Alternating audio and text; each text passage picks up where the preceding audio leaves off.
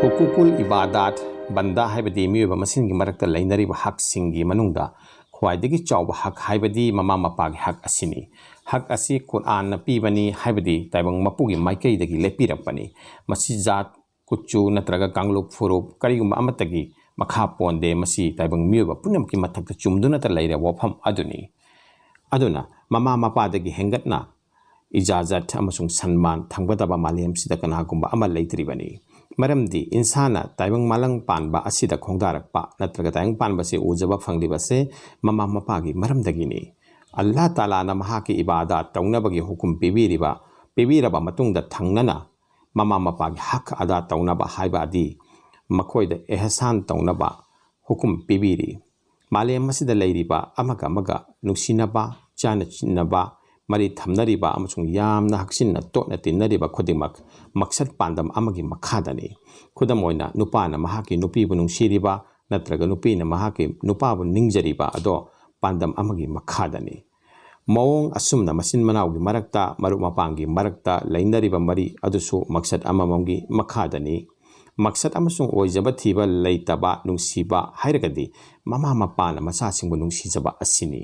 mama मपाना सु नोमलबसु मसासिंगबु वहनिंगदबा मखोइना मचेत मकाई छेच्चारबसु मसासिंगबु अहावबा मपुक थन्ना पिजनबा होनबा नारक एकलकपा मतमदा अहिंग मिंगसेन खांगदुना मसागी याइफनबा निजबा पुनमकना खंगलिबा उरिबनी मरम असिना अल्लाह ताला ना हक पुनमकी मथक्ता हाइबदि अल्लाहबु निंगजबा सिगी हेक मथक मतुंगदा ममा मपागी हकना ख्वाइदगी वांगना थमलिबनी अल्लाह की सना याथंगनी सूरा नंबर ताराग तरेट आयात नंबर कुल हमदोय मसिकी चौरकपा अर्थदी नखोई पुनसिना लैरिंगै नखोई नमा नपा अनिगी मनुंगदगी अमा नत्रगा अनिमक अहल ओइसिलक्लबदी मखोइदा उफ फावबा हाइगनु मखोइबु चहेतकनु खोन वांगबा वावबा अमसुंग लुजदबो ngangganu matam khudingmakta ijazat sanman thamlaga ngangu makoigi mafamda nasabu yamna nonjana picture khallu amasung dua tau madudi ya allah aina piklingaida makoina aibo yamna nungsina chana yokpi thakpirakpa atukumna makoigi mataktan haki achan ba nungsiba miyeng yengbiyu imai pagi matakta tawbimal khangba amasung nolokpa utpa haiba ase mafam matam khudingmaktani tawigumsung mafam asida akhanana ahlu aisilaklavadi pungning chang amada lairakte afa fata khanthadana pangang ngangbasu yaurei masi punamak oiragasu aikoi ithaudi makoida uf phawba haidana tawbimal khangba asida su macha oiba singidamakta achouba mana amasung sawap thambiri hadis mubarak dalai kanagumana mama mapaba amuktang nungsi miyengna yenglabadi madugi mana haz ama amasung umra ama tawbagi sawaf mahi panghanbigani kanagumana hangachai ya rasulullah sallallahu alaihi wasallam no mada chamarag yenglagasu mahi sawap asi fangadara allah ki nabi sallallahu alaihi wasallam na khumbirai no mada chamarag yenglagasu miyeng khudingi sawap mahi ase phangani khudagi manakta habade taimang mapugi manakta kari potsakya watpa leibage yengbiyu supnatagi nungsi miyeng khakna yengbata kayada chawraba sawap mahi mapu hakna masasingda pibikadori bano makoina haibe illaba amasung seba tawraga makoida tawbimal khangba tawrabadi ucharabadi achau mahi sawap amasung masasing mafangda yai phaba phangan bigani nongma sahaba amana allah ki rasul da hangachai ya rasulullah sallallahu alaihi wasallam masasing mathakta mama mapagi hak karino allah ki nabi sallallahu alaihi wasallam na khumbirei makoi animak mahaki janatni amasung dosakni haibadi makoi khidamat seba tawjaraga mahi phangjahorabadi mahak janat haibadi afaba mafamda shirba matungda afaba mafamda tunglugani aduga karigumba nahakna makoiba awaba piduna hak ada tawdrabadi nahaki damak dozak haibadi maikonda tunglugani atopa hadis amadlai madudi kanagumba namama mapagya thangak na chacharabadi mahaki damakta janat ki thong ani hangdoi aduga haibe indaba amasung sawhallagana janam gi thong ani hangdoi kanagumba hangachai haibe indaba dagi fangadori badandi asi mama mapana dandi tawduna machada ot naibadura allah gi nabi sallallahu alaihi wasallam na haibirami mapa mama na julum tawrabasu mama mapana julum खरा लैबदगी ओटपा नैरबसु मचासिंगना मखोइगी मथक्ता लमन खुंबगी मवोंगदा मखोइगी सेवा तौबदगी हंदोक्तुना लैबा यादे हाइबा असिनी बैहेकी रिवायत अमदा सुमना लाई मदुदी गुनाह की सजा पीबदा mama मपागी याथंग इंदबा मचासिंगी सजादी दंदीदी आखिरत यौद्री ngayda दुनियादा दंदी P हाबिदे अवा अनाना माबु यमसिनबिरई अदुगा अतै गुनासिंगिदी पापसिंगिदी अल्लाह ताला ना पांबसिंग अदो सिरबा मतुंगदा थिनथरगा थंबी बुजुगानसिंगदगी ताबु वारी अमल लई मदुदी अहल ओइरबा मपादुना नोमा मांगोल फमलिंगदा क्वाक अमा पाइरक्तुना बिमथक्ता तोंगलम्मी क्वाक अदो उबदा महाकना मचाबु कौसिलगा हंगलई इबुंगो मसी करिनो मचादुना खुमलई बाबा मसी क्वाकनी ngahek lairaga mapana amuksu hanglai ibungo masi karino machana khummi baba kwakni ngahek ki matungda mapana amuksu hanglai ibungo masi karino machana kwakni haina khummi mikuk kharagi matungda mapana amuk hanglai ibungo masi karino handakti machado shauningle khon kharak kalapna khumlai baba kwakni hairaba maktada ngahek ki matungda mapana amuksu hanglai ibungo masi karino handak mukti machado chanana chaure खुमलई ngसाइदकी क्वाकनी हाइरबा मक्तदा कयारक हंगदोरिबनो कयारक खुंगदोरिबनो हो मसी क्वाकनी हाइबा quack मसागे असाउबा अदो उबा दा मपा अदो हकलगा इमुंगद चंखी ngaheke matungda diary अमनबा अमा पुथोरक्तोना करिगुम खरा थेबगुमना लमाइसिंग अदो मथंग मथंग कांगलमी फाकलमी लमाइ अमदा येंगलबा मतुंगदा महाकना मचादा मदु पाव हाइना पिरमी मचाना पारबा मतुंगदा महाकना हाइरई Nongma नहाकना यामना पिकमिंगैदा quack अमा पाइरक्तुना असुमना युमथक्ता तोंगलखी मदु उबदा नंगना हंखी बाबा मसी करिनो अइना खुंखी इबुंगो मसी quack हाइबदुनी ngahek lairaga nangna amuksu hangki baba masi karino aina khumki ibungo kwakni asumna nangna kun mangarak aingonda hangki amasung aina yamna nungsina harau kun mangarak pakhom piki ngasi aina nongonda supratagi mangarak hangbada nahakti lujidaba khon sinare kayada khenariba हौजिकी मतमदा अखोइना इमा इपागी मफमदा करम मियंगदे येंबगे हाइबा से नैनबा याबो वफम अमनी इमा इपाबु थमलगा कैरोई लैकाइगी इमा इपादा नुंसीबा उल्लुबता मखोइगी सिरोन लैकाइदा तौरुबा इमा इपादना अयाकपा वही सिनरगा लैकाइगी मियोइ सिंगदना नत्रगा hotel ला चा cup अमा थकमिनरिबा इमानबा सिंगदना लेपाक मचा ताबा वा paper Thamba मखोइबु Hannah येंगद्रगा लैकाइदी हेंजांग लानबा ngasi aina kharadang ta oirabasu mi oijaribasi makhoigi mapandagini haiba kauthoklaga makhoigi kaunadaba natraga sambal khaba natraga tongan pijaduna thamba makhoigi khuiraba unsa solaba mapangan chasu yaudana chumna lepa ngamdraba manjunaraba firon set induna siba ngairiba adu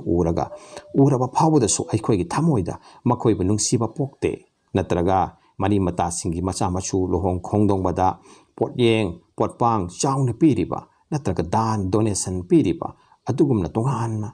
chakhraba macha amana mama mapada kaya yamna pibage yengbibage nungsi miyeng thambage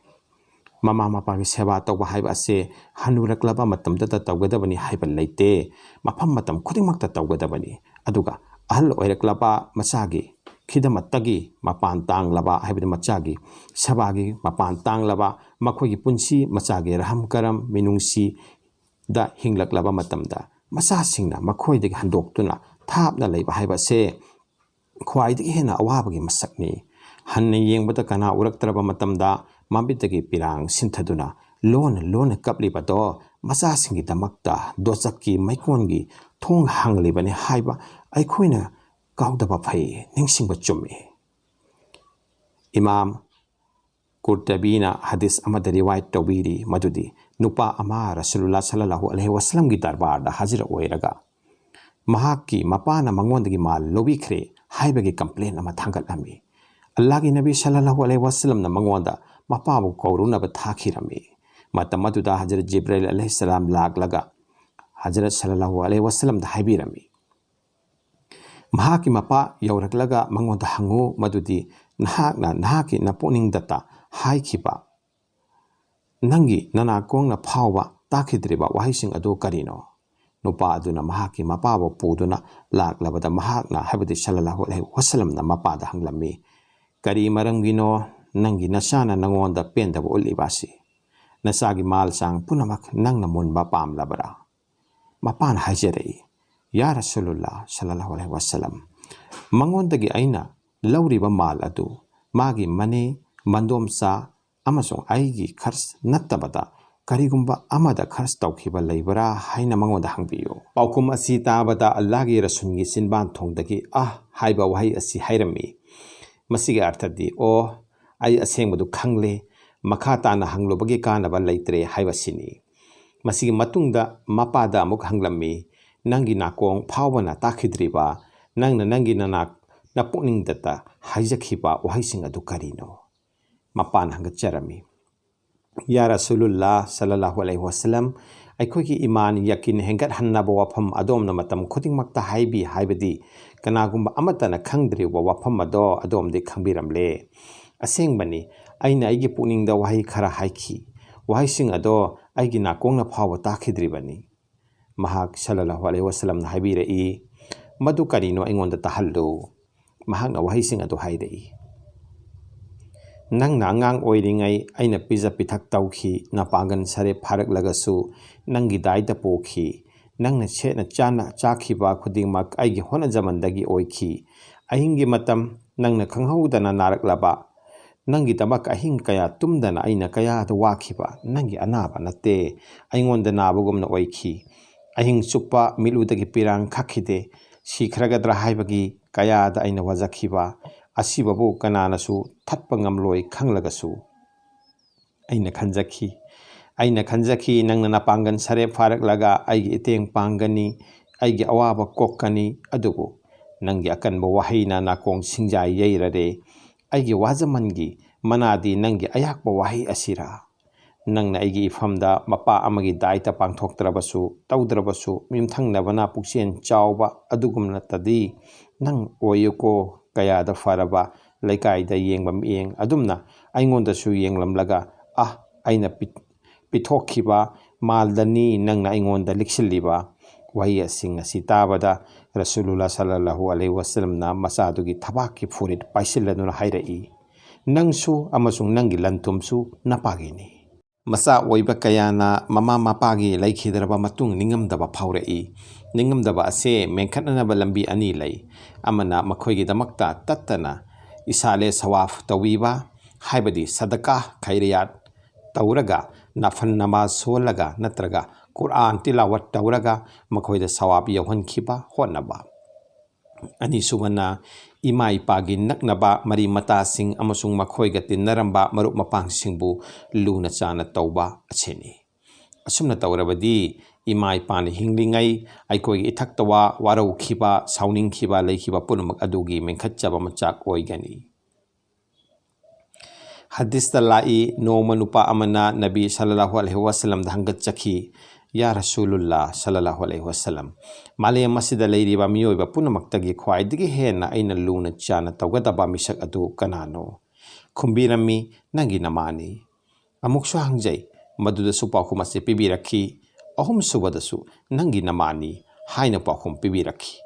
marirak subada haibirakhi nangi babani hadis asigi makhada ulma singna mamana mapadagi saruk ahum hena hak lai haina takpi akang ahising na haibi kudol pot pibada mapadagi mamadana hena pigadabani asumna seba amasung atay tangay fadaba posak singda mamadana hena wakan thangbadabani toygumsung izzat sanman amasung bepar kharadang palagadi mapadagi khonjel wangna mapada khonjel wangna ngangdaba mayong na duna mangonda sangtrik yengsillaga wangangdaba mapagi phamdaba mapadagi mang thaduna chattaba mapana hepliba phamungi lukhumda phamdaba asinasingba kayani la taala na aikoi khoding makpu ima ipagi seba amasung khidamat tawjanabagi pangal pibi bagal loinana janat ki lambi phatpi ba oirasanu amin and also press this bell icon